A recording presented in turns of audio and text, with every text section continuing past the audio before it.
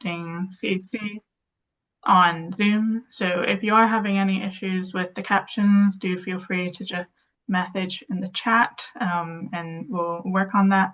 My name is Charlie Little. My pronouns are they, she. And for a visual self-description, I am a white person in my late 20s.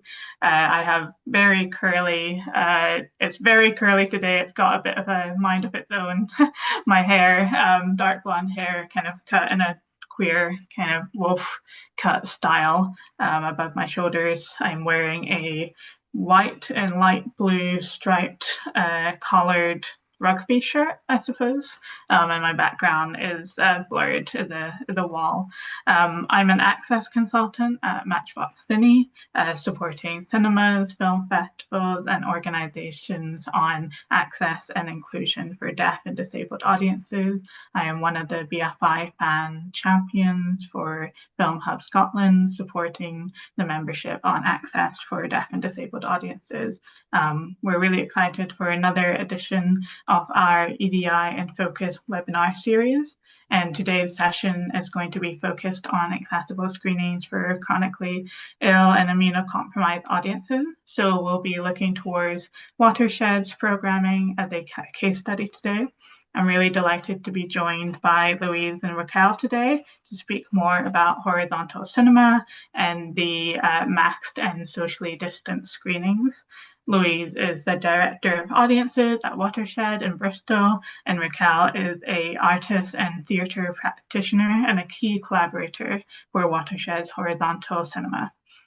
Just for some housekeeping, we'll have some time towards the end for some questions, so do feel free to put it in the chat and the Q&A function. And I'm going to hand over to our lovely speakers who will introduce themselves and, share their visual self-description, your pronoun, any more that you'd like to talk about your work, and then we'll delve into the conversation today. So Louise, would you like to start? Thank you, Charlie, and hello everyone. It's a real pleasure to be here with you all. So my name is Louise Gardner, and I'm Director of Audiences at Watershed, which is based in Bristol.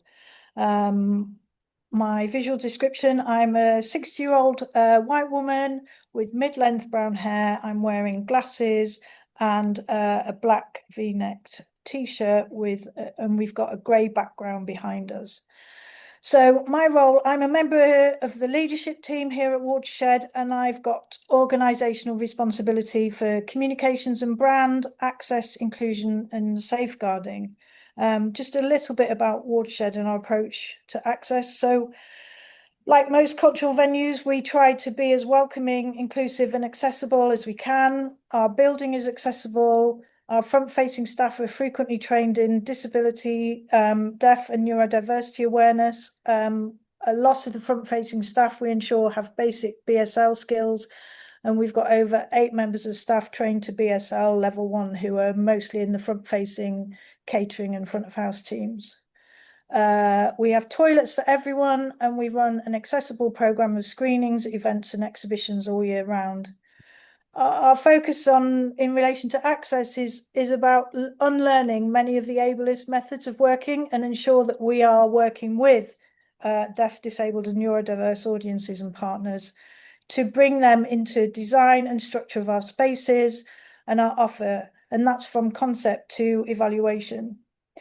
Through learning from that wider sector and our own work, we seek to ensure that access is essential and integrated, not a bolt-on addition. So I'm going to hand over to Raquel now to introduce herself. Thank you. Hi, everybody. Really nice to be here with you.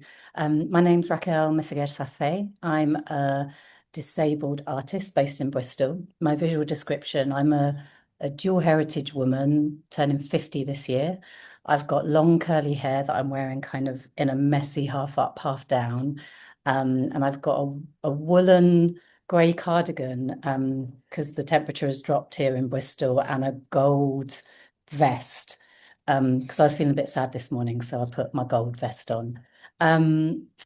I'm a disabled artist. I work with rest and horizontality as creative impulses.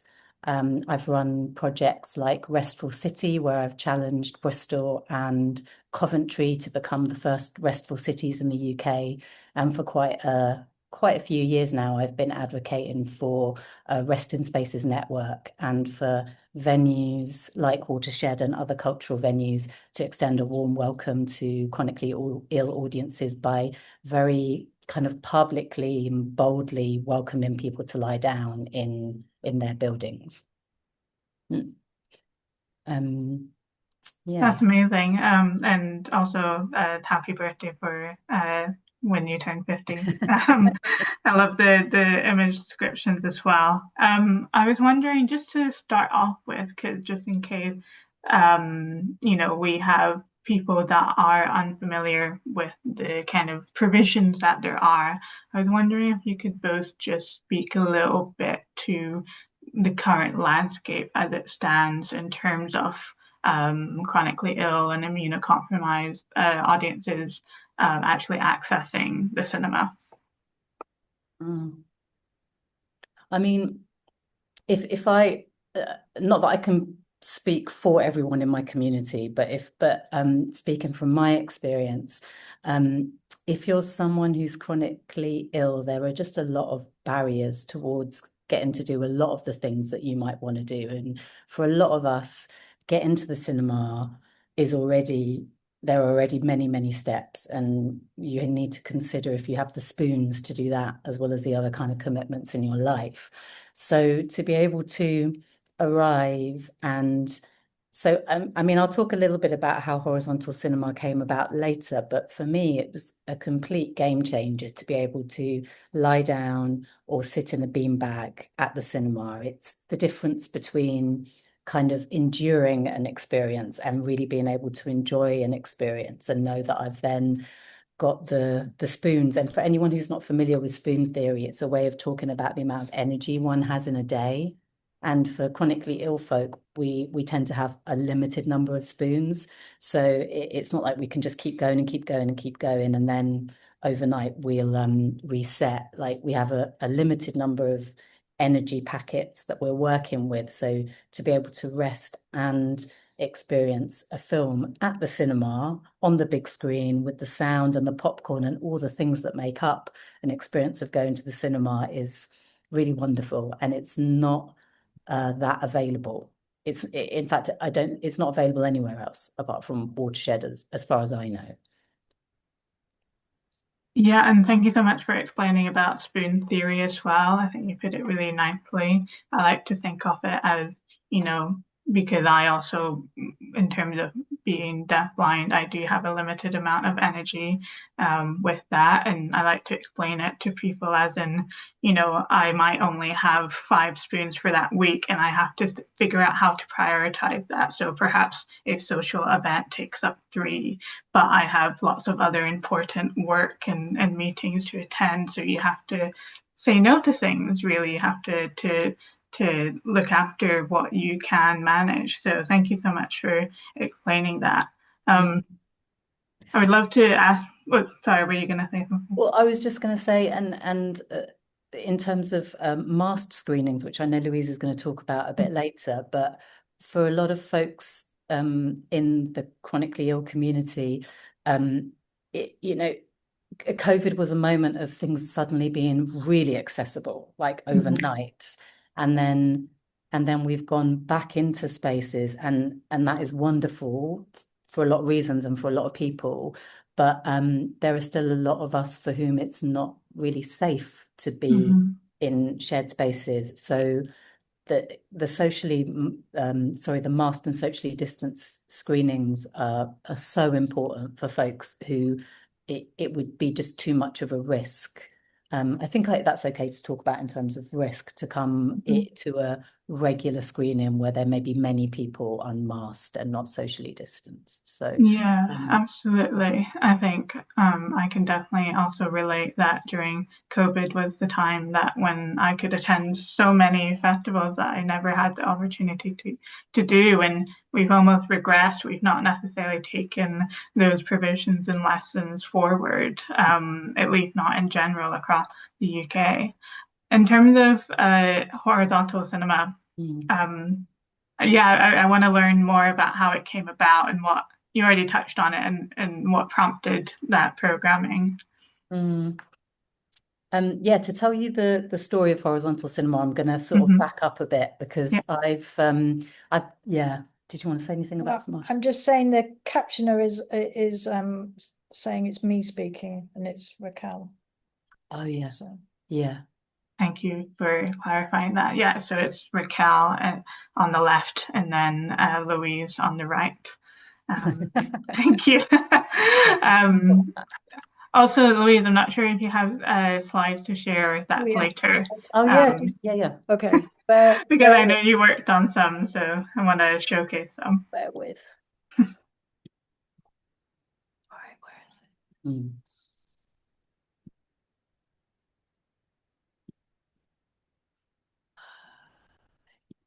Yeah, that's up. Brilliant, thank you. It's a great photo of Watershed with some moody clouds. So yeah, horizontal cinema. So I've lived with chronic pain for coming on 20 years now. And for me, that means I need to lie down a lot. I lie down on trains, in galleries, in theatre foyers, and sometimes I get kickback and sometimes I get moved on.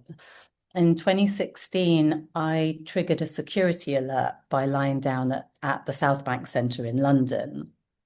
And in response to that, I started gathering people's stories, disabled people's stories about their attempts to rest in public.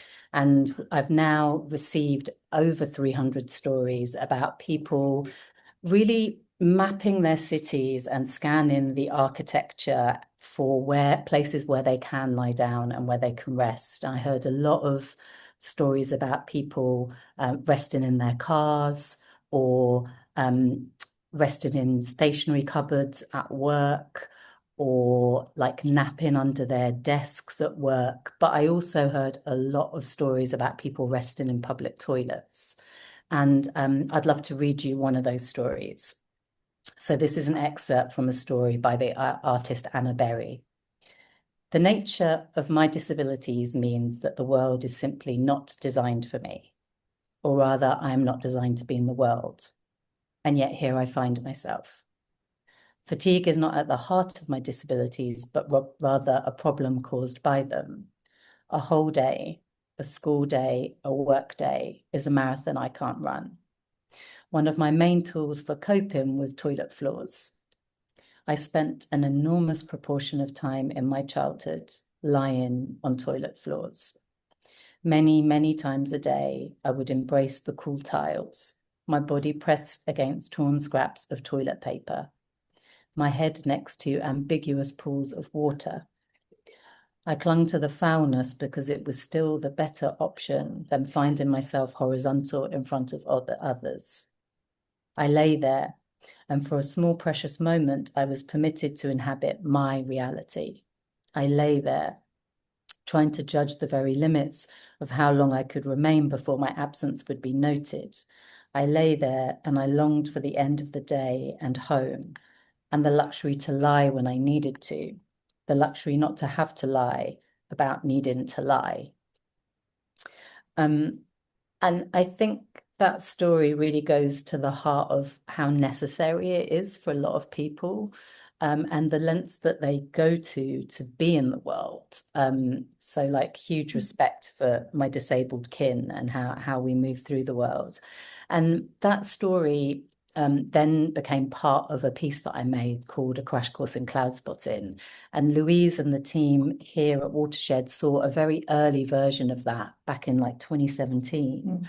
And I think it was after hearing that story in particular that Louise approached me like straight after the event and said, we have a venue, we have a cinema, what can we do?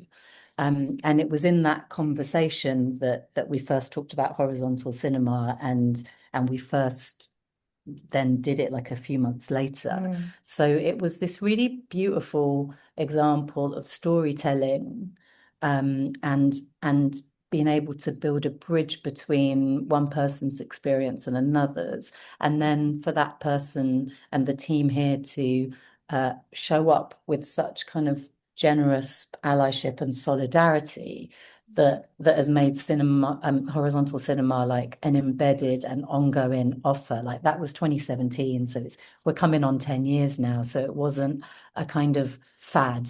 It wasn't a moment of interest and then, quietly dropped. It's been something that we're very proud to continue to do and make possible. Yeah, I mean, that initial conversation, I still remember it very well. And it was, Raquel telling me, obviously having heard this story about why they hadn't been to the cinema for so long, and actually what they would need to make that happen. And it was, we were like, well, we can do that. It's so, it's so simple. If we understand the needs and the reasons, then, we can do that. And that was how it started, wasn't it? Yeah. I mean, and we recognize that it's not easy for everybody to get to the floor. So it's not necessarily an offer that will work for everybody, but it's a really good kind of interim offer between, now and completely universal design. In that you can request, and this is what I love, it's not some screenings, you can request a beanbag and a yoga mat and cushion for any screening of any film. So not just in the quieter times, in the afternoons when it would be more convenient for the cinema, like literally any screening. And I will call up and say, oh, I'd like to do horizontal cinema. And normally I'll ask for both because I don't know how I'm going to be on the day, whether I'm going to need a beanbag or whether I'm going to need the yoga mat. But I come in and it's all set up for me and with a little reserved sign. And I feel like a VIP. Like, honestly, it feels beautiful to come in and have that all set up for me. It's very special. And the first time that I did horizontal cinema, I remember then going back out into the city and going, okay, this is now my city, like this is somewhere where the venues and the folk are up for making this kind of thing possible. So it's about belonging and allyship, I think, and those things make a real difference. That's so beautiful to hear because I know I definitely remember the first time that I was made to feel like I wasn't a burden and that I was equally valued as a audience member, as someone that just wanted to engage with movie going. And to hear about how something as simple as just, a mat, a beanbag, a cushion can truly like transform someone's experience of movie going, I think is really, it's so underestimated, really. Like such a small thing that can be so easily embedded. And I didn't realize that had been running for 10 years, which is absolutely fantastic to hear about because, as you mentioned, sometimes when it comes to accessible screenings or access offers, maybe it's come about because of a special date in the EDI calendar, and then it's kind of never heard of again until the next year. So to hear how embedded it is truly, truly fantastic. I wanted to ask more about, I mean, you've mentioned it already, really, but perhaps the practicalities of actually facilitating these screenings. So when we started out, we did working with Raquel. We did a few specific horizontal cinema only screenings to test things out, didn't we? And Raquel was a brilliant spokesperson and advocate for getting the word out to people to come and try this. This is the screen. This is just one of the examples. So we've done a few of them, and when we feel like it's time to do another one, we just chat and get one booked in that is purely just for, say, people who've never come before and need that reassurance in that space. But in terms of getting it embedded into the, I've got a quote next, actually. That's the Anna Barry quote. That's the Anna Barry quote from the story that I just read. I think it's just so important to not have that, like, the luxury of not having to lie or mask about your condition to be in the world. So yeah, we just wanted to highlight that. Yeah, definitely should emphasize just, I think you already touched on it, but like truly being yourself and belonging and not needing to like apologize for the way that you need to be in those spaces. Especially as something like the cinema, which I think we grew up as, there's such a rigid way of being, such a traditional way of being. You can't move, you can't react, you can't breathe, without worrying whether you're disturbing other people. So yeah, I think thank you so much for sharing Anna's story, and of course to Anna for actually writing these words down. I, Shall I go back to the practicalities? yeah, please. I also wanted to ask, so were these screenings like new releases? Did you do a mix of like older films? Yeah. Yeah, no, they were new releases. They were sort of what was being shown at the time. So this is a closed horizontal cinema screening that we ran as part of a project called Restful City, and this was after Sun. And we had about 15 people, I think, lying down for that screening. So I guess that is to help people feel comfortable enough to be able to just call up and do it themselves any other time. But we feel that does seem to be necessary as a kind of offer alongside it being embedded for every screening. Yeah. And then the practicalities, obviously we have all the information on the website and when it's booking, but it is simply we have an access register at Watershed, so if you register, then all of those requirements can get added to your box office record. And as Raquel said, if you book that cinema, it will all be waiting for you. But equally, anyone can just turn up and ask for it when they're booking. In terms of how it works, front of house are all trained and understand it. I'm not going to show it to you on the screen, but there's a good handout which has the practicalities of how to lay out every cinema with the kit. So, everybody understands all of that. And we've got capacity, all the capacity for each cinema is explained. So the duty managers and the front of house staff all know and understand that. And I mean, that's it really in terms of the practicalities, apart from, just some of the information. There's another nice picture. And yeah, so this is just, if you're wondering what it is, then you can go online and it just explains, what it is, what you can do. It's, it says you're welcome to move around and be comfortable, and you don't have to worry about the kit afterwards. We'll clean it up.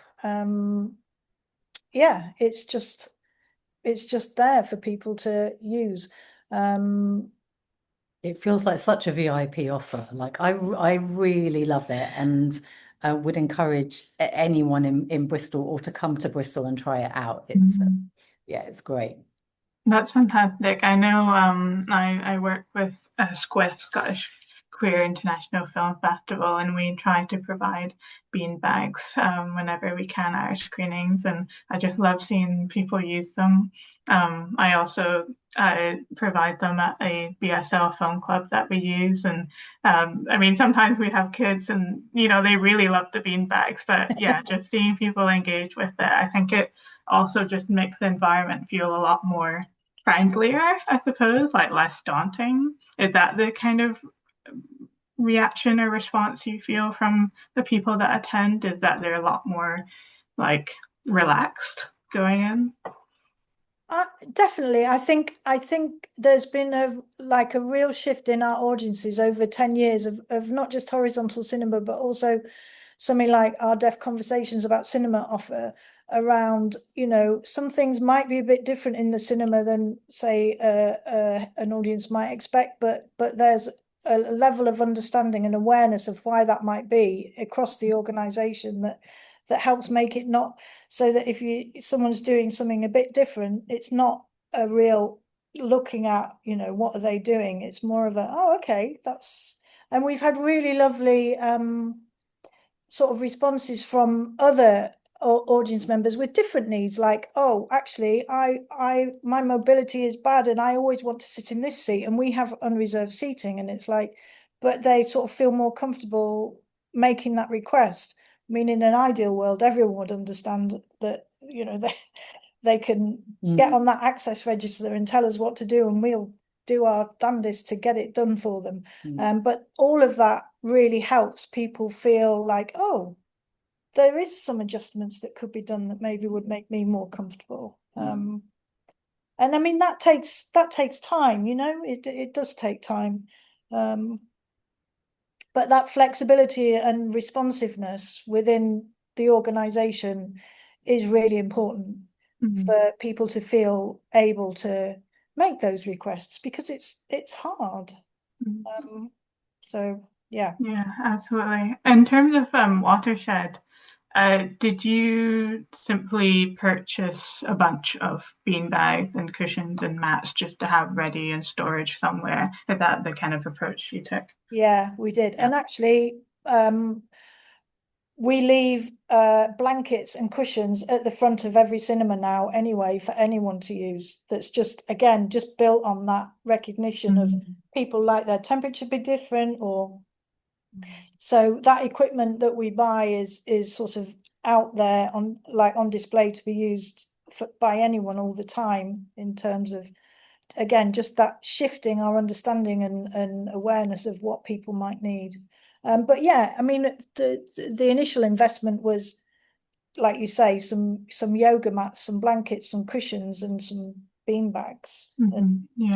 Yeah. And in terms of, I've worked with more, you know, DIY or volunteer-led groups who have managed to find local libraries and resource centers, or who are more than happy to loan them out. So you don't even necessarily need to purchase them if you know, if any exhibitors here listening don't necessarily have the funds for that. There's all sorts of ways to be able to, or even just inviting, I suppose, I wondered your thought, but inviting people to bring their own preferred blankets and cushions is something that could be done as well.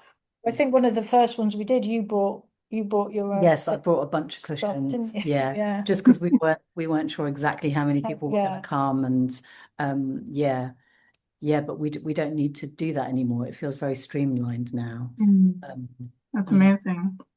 I was wondering if you're able to tell us more about the masked and socially distanced screenings, or the MSD screenings. Yeah. So I'll just tell you a bit about the background. So masked and socially distanced screenings are really one of the few good things that came out of the pandemic, I can tell you. So like all of you, we worked really hard during lockdown to keep all our audiences engaged, and through our program online, and realized through that online curated program that, as well as keeping in touch with our audiences, our existing audiences, we were actually reaching new audiences, including those who are immunocompromised, vulnerable, or neurodivergent. So pre-lockdown, we'd already started a regular and consistent offer of relaxed screenings. But as we opened back up following lockdown, we recognised and understood that we didn't have an access provision for immunocompromised audience members. And this became even more important with the growing news at the time about long COVID and its impact on some people. So obviously when we did, sorry that I'm talking about the pandemic, everyone. I know that can be like... Oh, it's good to, I think a lot of people have just pretended like it didn't happen, and I think we need, you know, and I understand why, but yeah. So obviously when we first opened, we were socially distanced and masked, but as we moved to the sort of back to business as normal, we really understood the need and value of continuing to offer provision that could cater for this section of our audience. And so we simply committed to making sure that there was a consistent weekly masked and socially distanced screening, and we've been doing that ever since. So the sort of practicalities of that are, whichever cinema it's in, we cap it as a 25% capacity. We ask audiences to seat themselves with at least few empty spaces between each party. The screenings are open to everyone, but as they are part of our offer for audiences who would rather they had more space, we ask all the audience members who are present to wear a mask unless they are exempt from that. And our staff also wear masks when at the incoming as well. Our general rule of thumb is that we do one a week. It's usually, but not always, a matinee. And it's usually one of our new first run films. And as I said, regardless of which cinema it's in, we take the capacity down to 25% to ensure there's plenty of space. Some anecdotal observations from the box office team are there are generally at least 1 or 2 customers who are definitely there because it is a masked and socially distanced screening. Then there are some general admissions who are just want to see the film at that time, but they're fine that it's they've got to wear a mask if they're able to. And sometimes there's occasionally a person who's a bit grumpy about it, but generally people are totally fine. Should I say a bit about how we market them, Charlie? Is that Yeah, it would be really great to hear about the kind of outreach and marketing around it. So so we've got an accessible program email. So all of our accessible program goes out on that. And we also have, as I mentioned, our access register, which has over 400 members signed up to it, which we said earlier, that it really helps us deliver the best possible experience for members each time they book. And it, the aim of it is, I'm sure you already know, is taking away the labor of those people having to ask for accommodations every time they book, whether that's a cushion, a blanket, an AD headset, whatever. We aim to ensure that it's just waiting for them. All the accessible screenings are featured on the website. I've got a couple more slides to show you of that in a minute, but and that includes the main information page to the booking page. We also send out, we have a weekly email which has the program that goes to all of our audience members who are signed up. And under every film that has accessible screenings, whatever they are featured as bullet points, so that they're mentioned in our weekly email, but we also have the accessible program email as well. We don't send the accessible program email out on a regular set day. We wait until we've got a good confirmed set of program, and then we send it out. It's usually about twice a month that goes out. And then in terms of other marketing, we use obviously our social channels, and we use we send information to a lot of very lovely partner organizations who really help amplify our offer. So you can see on the exhibit pages on our website, we have little advert blocks that highlight that this film has the offer of a masked and socially distanced screening. And then obviously there's all the information about what to expect at a masked and socially distanced screening. And we also have a filter on our calendar so that if you can filter the calendar with any of these categories. I love a good filter. It makes me so happy when I see an access filter on a website. It makes my life so much easier. This filter's a bit out of date because it's from March, which is when we were originally going to do this. And I haven't updated it. Sorry. Okay, we'll allow it. But you can see how it works. And then these are a list of some of our partners, organisations that we work with in the city to help. So we'll send information out, and they are brilliant at sharing and amplifying, including Raquel's wonderful website on that list. So yeah, that's sort of a quick overview. No, that's amazing, and it's really wonderful to hear how joined up it all is. I think a lot of exhibitors put a lot of effort into actually arranging the provision, and then due to just lack of capacity or other reasons, there's not necessarily the outreach or the communications around it. So just hearing about how it's just at almost each stage, it'd be hard to miss it, because it's just so prevalent and kind of every stage of like trying to book a screening or try find an accessible screening. I was wondering in terms of your audiences for, I mean, either horizontal or the MSD screenings. Has there been any surprises or any changes, or just how the kind of audience development has been for, either horizontal cinema or the MSD screenings? Sorry, I've kind of thrown in a wild question there, but No, I actually printed off a list of the admits for they are very low admissions. I just say, we are. So I printed off a list from November to January last year and they sort of go between, selling 8 tickets to a busy one was when we sold 17 tickets to one of the masked and socially distanced screenings. So they're quite low in admissions. And as I said, I've only really got anecdotal feedback from box office talking to people because they're such small audiences, we don't want to really annoy them with, oh, tell us what you think, sort of thing. But I quite often, obviously we do regular audience surveys, and it's quite often one of the things, either horizontal or mass and socially distant screenings are one of the things that people have sort of comment on and are very appreciative of. I'm not sure we've had any surprises. No, I mean I think because of all the because of lying down in public does kind of out you in some ways as having different needs. I think people are more reluctant to do it on their own. So I think today it's normally me and some friends who come and do it just randomly whenever there's a film one we want to see, and people aren't doing it so much on their own.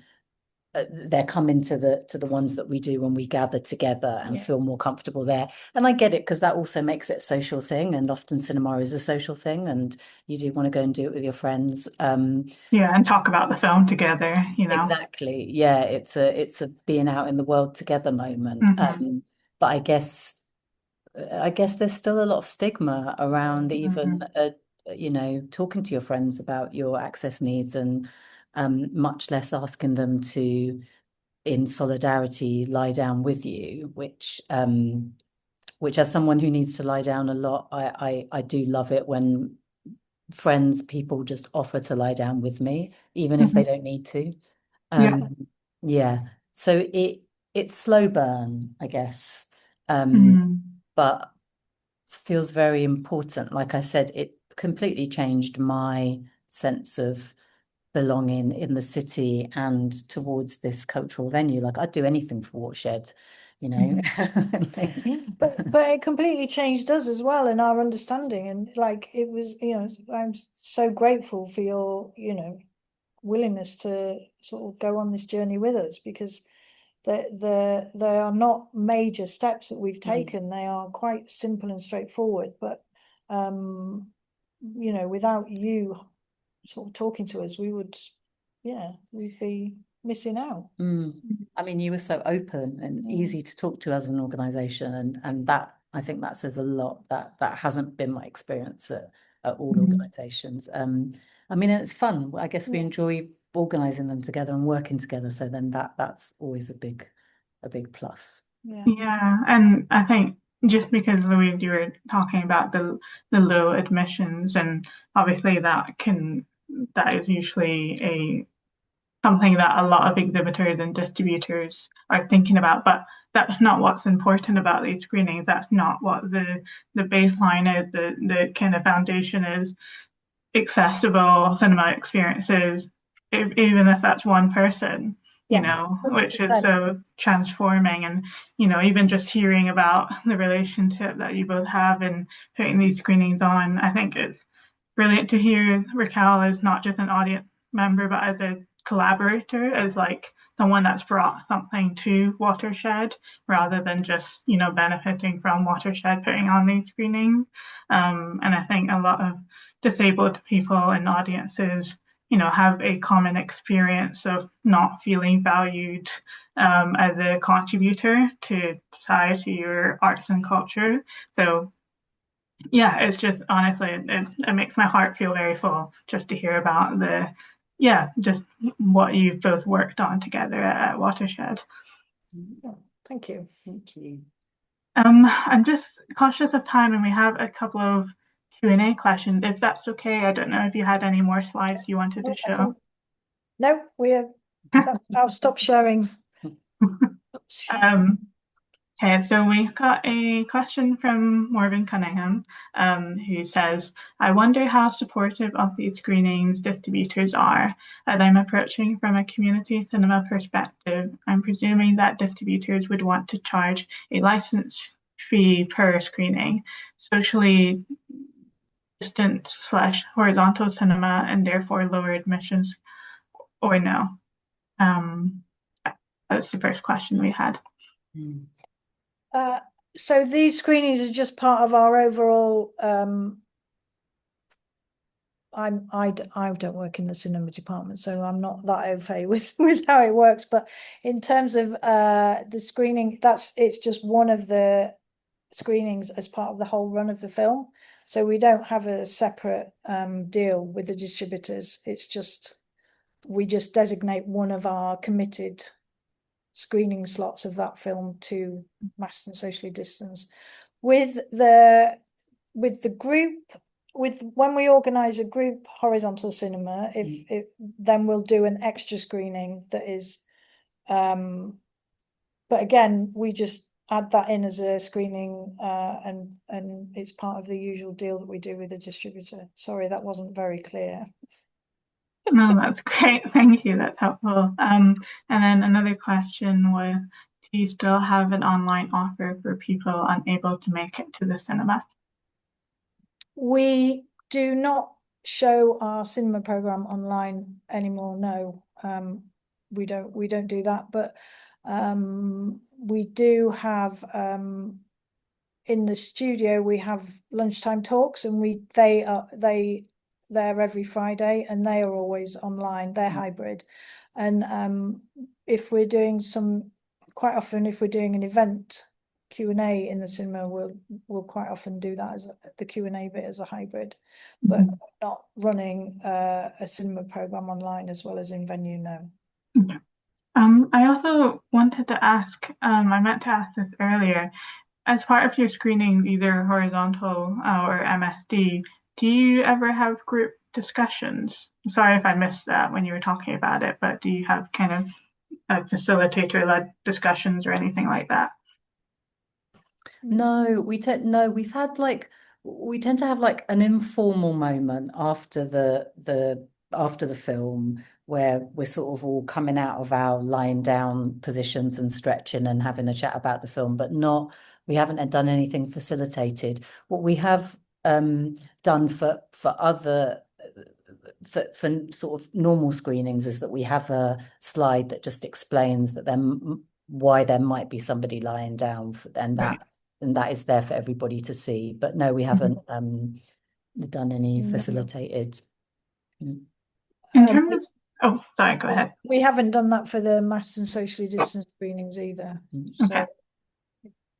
In terms of the holding slide, actually, now that you mentioned Raquel, do you recommend that? Do you think that's something that's useful? Yeah, I think it's something that's really useful, because before we had it up, sometimes if I just came by myself with a friend, I'd get a lot of questions about it. And sometimes I've got the energy for those questions, and sometimes I love answering that question. And other times I just don't. So it did really help. Yeah, I've seen similar holding slides for, even like descriptive subtitles, or, even flagging that there's audio description in the headsets. And that reminds me, actually, Raquel, you mentioned earlier about how you love it when your friends kind of join you with this. And I definitely relate. love it when my partner wants to use the audio description headsets, or we use them for concerts, or even when I really enjoy relaxed screenings, even though I don't necessarily identify as neurodivergent. So I think one, in terms of access, I try not always label it to one specific audience, because anyone can benefit from it, that doesn't necessarily identify. I think this actually leads on perfectly to a question that I just seen in the Q&A. This is from Ilya. Hi there.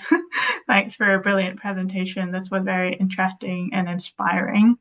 Apologies if you've mentioned this already, but I was wondering if any film goers attend horizontal cinema screenings but don't use the kit, i.e. they just enjoy the slightly more relaxed atmosphere. In general, what is your perspective on making dedicated, accessible screenings like these open to everyone and shared? So we have done some that are kind of not closed horizontal cinema, but there may be a few of us come in to like an afternoon screening, and I mean I would have been lying down for those. So, but I think it does change the atmosphere of the cinema. I think it does loosen the etiquette of the public space a bit. That is my sense of it. But I am a bit biased. I do want it to loosen the etiquette. So yeah, I'm not sure if you've had any anecdotal stuff from staff about it. No, not really. I mean, so like we have done a mixture of both. So we've done group bookings with Raquel that are open to the public, and they've because we've got all the comms around it in terms of on screen, then it's felt nice. And the audience who are sitting in seats are they're not staring, they're not wandering, they understand that there are, it's just a little bit different. So it feels very communal.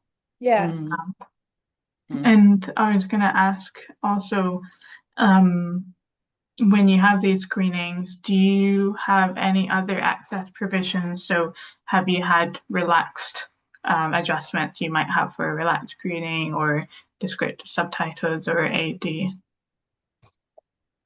I don't think we have had them at the same time. Don't think so. No. But I've been meaning for a while to come and do horizontal cinema and just listen to the audio description, because I think that would be a beautiful way to experience the films as well.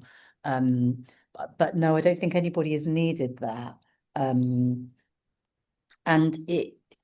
I think you're absolutely right, Charlie, that we don't sort of want to get into providing such separate offers for each group that we don't get communal sort of disabled and non-disabled moments, because what we really want is community, right? Ultimately, we want to be able to all exist in spaces together.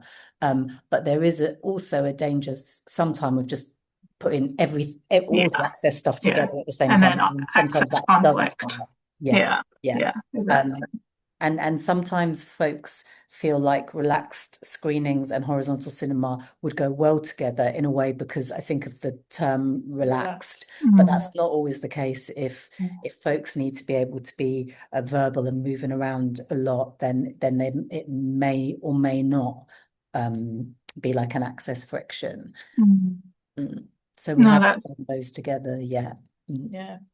Yeah, that's really useful, I think, to point out, because I do think a lot of people would think that those go well together. And I think it's that kind of, that line between, as you say, like having cross disability spaces, but also making sure there's still the designated safe spaces for specific access needs. And, it's okay that there can be access friction sometimes. I think we have the resources and capacity to, accommodate everyone, really. Maybe I wonder, just watching the time, does anyone in the ether have any final questions, you can put it in the chat if that's easier, or in the Q&A function. I'll just give it a second for anyone that's typing.